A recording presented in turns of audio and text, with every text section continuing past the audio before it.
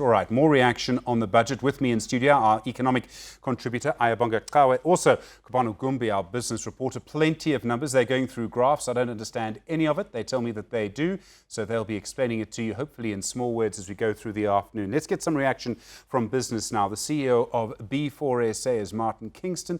He wears many other hats in the business environment as well. Martin, good afternoon to you. Firstly, your first reaction to the budget. Is it going to help business? And obviously there's a reduction in the amount of tax that business may end up paying. Stephen, good afternoon. I think it is going to improve confidence levels. Of that, there's absolutely no doubt. Fundamentally, it's dependent upon whether or not the reforms that the minister spoke about are going to be implemented. We've had an absolutely key focus on the need for implementation.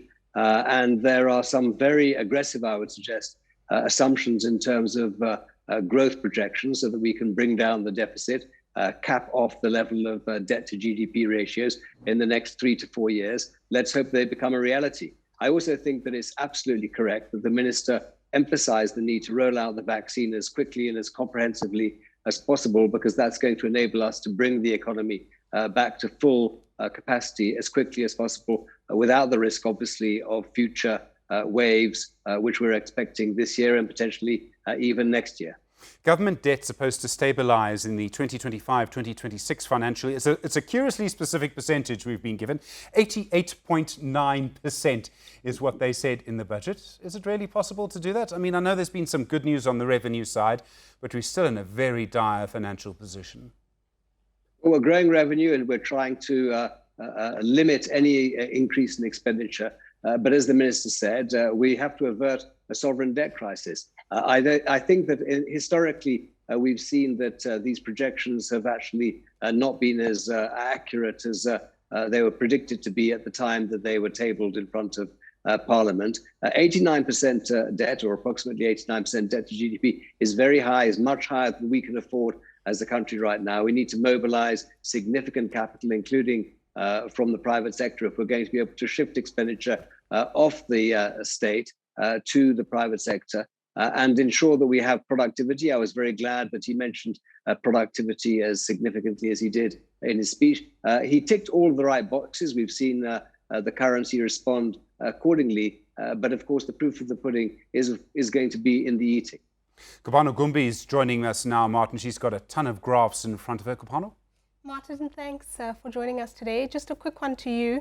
The minister outlining some information around how much infrastructure development is going to be, but he's not very clear on the timelines. And I know that's been a key concern for you as the business community. Your reaction? Yeah, you're absolutely right. We've now drafted people into the infrastructure office located within the presidency because it's clear that the skills and capabilities can be reinforced by capabilities and experience that we have in the private sector. But the reality is that we've said consistently that any infrastructure project needs to be both viable and sustainable. Indeed, it needs to be critical. There are large numbers, almost R1 trillion that was allocated to infrastructure in the budget. Much of that, by the way, public-private partnerships. Once again, it's going to take time to feed through. We'll have to see in the medium-term budget policy statement in October whether or not we've got the traction that we require, because at the moment it's more in the promise than in the reality that we're investing. You spoke immediately. The first question we put to you, Martin, you answered with an answer around confidence. We're in a hopefully once-in-a-century event, certainly a once-in-a-lifetime event.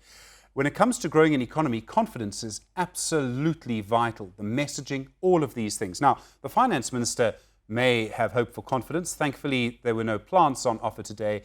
But do you believe that business people have reason to be confident when you consider the mixed messaging we get from the governing party and other political figures? Well, Stephen, they want to be confident. That's absolutely for sure. The silver lining, if there is a silver lining in the pandemic, is the fact that I believe that business and government and other social partners have found one another in a manner that they haven't done previously, and recognize they need to harness all of the respective resources they have at their disposal if we're going to make sure that the economy can operate, as I said, at its full potential. But the reality is that that confidence is going to be predicated upon the implementation of fundamental structural reform. That's a conversation we've been having with the government since we tabled our proposals in July of last year in terms of an accelerated economic recovery strategy. Most of them have found their way through into the reconstruction and recovery plan. We're working hand in glove with government to see how that can take place. Perhaps the energy sector is going to be the first area where we find it. But again, these changes take significant time.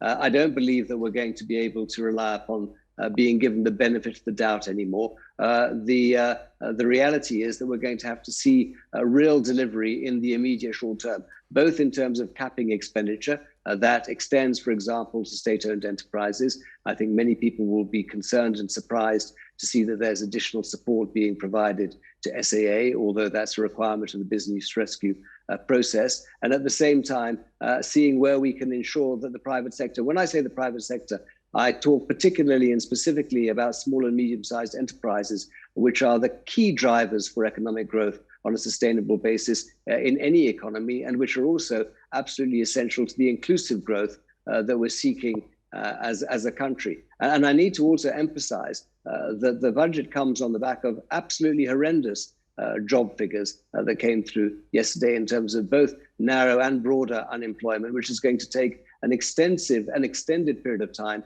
to fix, and can only happen with the sort of inclusive, sustainable growth that we're talking about, predicated upon the implementation of fundamental reform.